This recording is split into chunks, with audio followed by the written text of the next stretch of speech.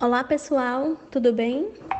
A nossa equipe ficou com o Programa Nacional de Sanidade Avícola e é composta por Aline, a Isabela, essa que vos fala, Rosileide e Suelen. Então, gente, em 19 de setembro de 1994, a Portaria Ministral de número 193 consolidou e estruturou o Programa Nacional de Sanidade Avícola, do MAPA, né, que é o Ministério da Agricultura, Pecuária e Abastecimento, considerando, né, a importância da produção avícola nacional, isso como um contexto nacional e internacional, e com necessidade de normatização das ações e acompanhamento sanitário relacionados ao setor avícola.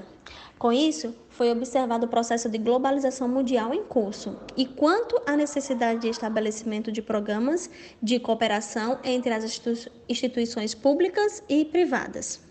Então, o PNSA, que é o Programa Nacional de Sanidade Avícola, ele define estratégias de vigilância epidemiológica para as doenças avícolas de controle oficial, destacando entre elas a influenza aviária, doença de Newcastle, salmonelose e micoplasmose, que mais à frente as meninas vão falar sobre elas. Gente, a avicultura brasileira se traduziu em uma atividade de grande sucesso ao longo dos últimos anos. Isso com uma imensa importância socioeconômica no país.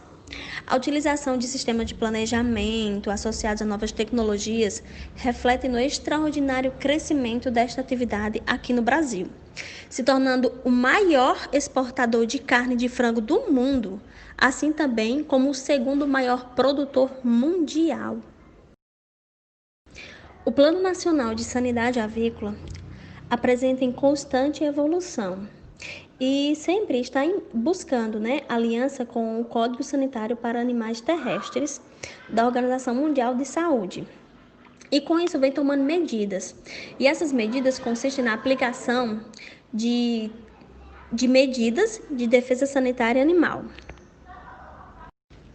As medidas são as seguintes, ter atenção às doenças das aves com as seguintes sintomatologias: depressão severa, inapetência, edema facial, com crista e barbela inchada e com coloração arroxeada, dificuldade respiratória com descarga nasal, queda severa na postura dos ovos, mortalidade elevada e diminuição do consumo de água e ração.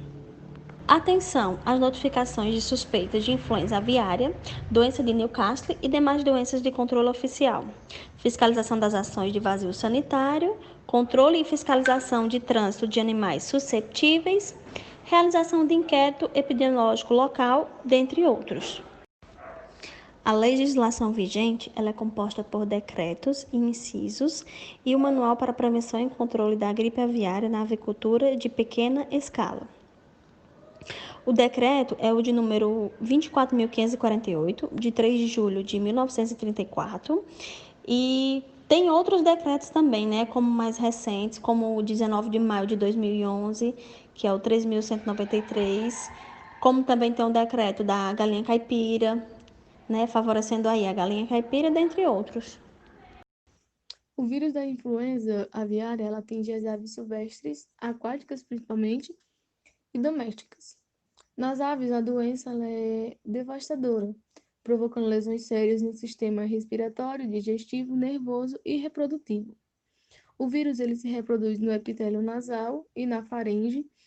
Ele se espalha nas membranas mucosas do sistema respiratório, podendo se disseminar por todo o organismo do animal. O vírus da IA possui transmissão horizontal, de ave para ave, e a partir de secreções do sistema respiratório e digestivo, também indiretamente por equipamentos, roupas, calçados, insetos, aves, animais silvestres, alimentos e água contaminada. As aves migratórias, principalmente as aquáticas, elas são o reservatório natural há milhares de anos, assim sendo considerado o principal reservatório de vírus da natureza. Não há tratamento para as aves infectadas e, sendo assim, a melhor forma de controle da doença é a prevenção na forma de contaminação. A doença de Newcastle é uma doença viral aguda que se dissemina rapidamente e acomete aves comerciais, silvestres e domésticas. Os sintomas, eles são sinais respiratórios, nervosos e digestivos. E dentro deles, contém os espirros e respiração ofegante, asas caídas, pernas distendidas, torção de cabeça e pescoço, andar em círculos e de costas, depressão, falta de apetite, paralisia completa, diarreia aquosa e esverdeada. O diagnóstico ele é feito com exames laboratoriais, com o soro sanguíneo e o isolamento do vírus. O vírus ele está presente no ar expirado pelas aves, nas fezes, nos ovos das aves doentes e em toda a carcaça da ave. Portanto, a transmissão se dá por meio da ingestão de água e alimentos contaminados e por aerosóis. Vacinas e exames sorológicos são métodos que vão ajudar na prevenção da doença. Salmonelose é do gênero da Salmonella e pertence à família das Enterobacteriaceae. É bastante heterogênea e possui mais de 2.400 sorotipos de Salmonella. E nas aves, ela faz parte da microbiota normal presente no intestino. Essa microbiota é necessária para que a ave consiga ter uma digestão correta dos alimentos. Portanto, é normal que a salmonela esteja presente nas fezes das aves. Os sinais da doença não são específicos, como na maioria das doenças que acometem as aves. Podemos citar a diarreia, apatia, falta de apetite, penas eriçadas, ave dormindo durante o dia, problemas reprodutivos e emagrecimento progressivo, podendo até mesmo levar o animal ao óbito. O tratamento para a salmonelose em aves consiste basicamente em aplicações de antibacterianos que reduzem a mortalidade dos animais. Nos casos em que as aves se recuperam, é importante lembrar que elas continuam sendo portadoras do agente. Já a micoplasmose é uma infecção causada por bactérias de distribuição mundial. Elas são do gênero da Mycoplasma, o qual possui cerca de 100 espécies. Os micoplasmas são importantes patógenos aviários, responsáveis por doenças respiratórias e articulares, levando a grandes perdas econômicas na avicultura brasileira e mundial. A micoplasmose apresenta-se como um dos principais problemas sanitários na cadeia produtiva avícola. A transmissão dos micoplasmas geralmente ocorre dentre ou entre espécies de hospedeiros estreitamente relacionados, sendo espécies específicos. Os micoplasmas podem ser transmitidos horizontalmente por aerosóis, por contato direto com outras aves ou indireto através de pessoas, animais, ração, água, fômites durante o acasalamento ou inseminação artificial.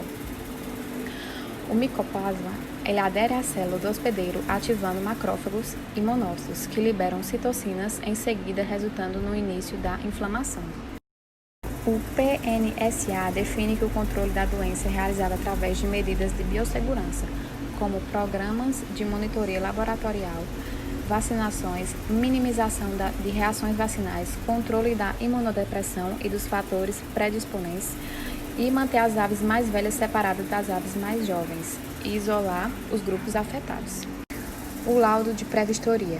As visitas iniciais dos fiscais estaduais agropecuários em uma área onde existe a intenção de construção de qualquer estabelecimento avícola. É necessário para que seja feita a avaliação do risco sanitário da atividade, buscando adequações das instalações e a adoção de medidas de biossegurança e de manejo previstas em decretos estaduais e instituições normativas.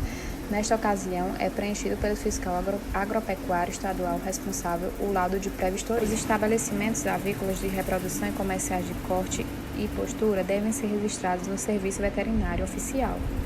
Os estabelecimentos devem atender às exigências sanitárias, estruturais e manejo que garantam a biossegurança da granja ou do incubatório, com o objetivo de minimizar a entrada e disseminação de agentes patogênicos no plantel avícola nacional. Existe um plano de contingência assegurado pela PNSA, que é para quando ocorre um eventual foco de influência aviária ou doenças aqui no Brasil, e é colocado em prática o Plano Nacional de Contingências para estas doenças. Esse plano trata-se de um amparo legal para as aplicações emergenciais em caso de foco dessas doenças e define também as responsabilidades e competência tanto do serviço veterinário, que é oficial e responsável por aquilo ali, e também os direitos federais e estaduais, para quem vai se distinguir cada responsabilidade. A compartimentação de cadeia produtiva avícola brasileira é um conceito que é definido pela Organização Mundial de Saúde.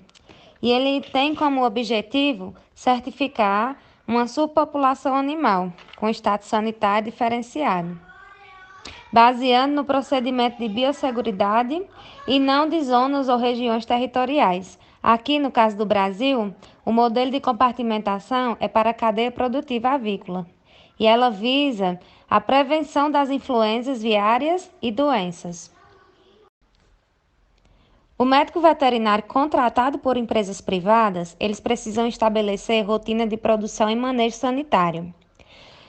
O estabelecimento avícola ou parceiros, eles precisam cumprir determinações estabelecidas pelas normativas e recebem a habilitação, a concessão e os treinamentos para a missão do GTA e certificado de inspeção sanitária. A legislação vigente aqui no Brasil obriga que todas as empresas e estabelecimentos avícolas preencham formulários que nele contém ficha de cadastramento do estabelecimento, requerimento de atualização da situação cadastral, tem que estar tudo de acordo com como que pede na legislação, requerimento para licença de comércio de aves vivas e declaração de não alteração no contrato social da empresa. Esse foi o nosso trabalho, onde nós abordamos um pouco sobre o Programa Nacional de Sanidade Avícola.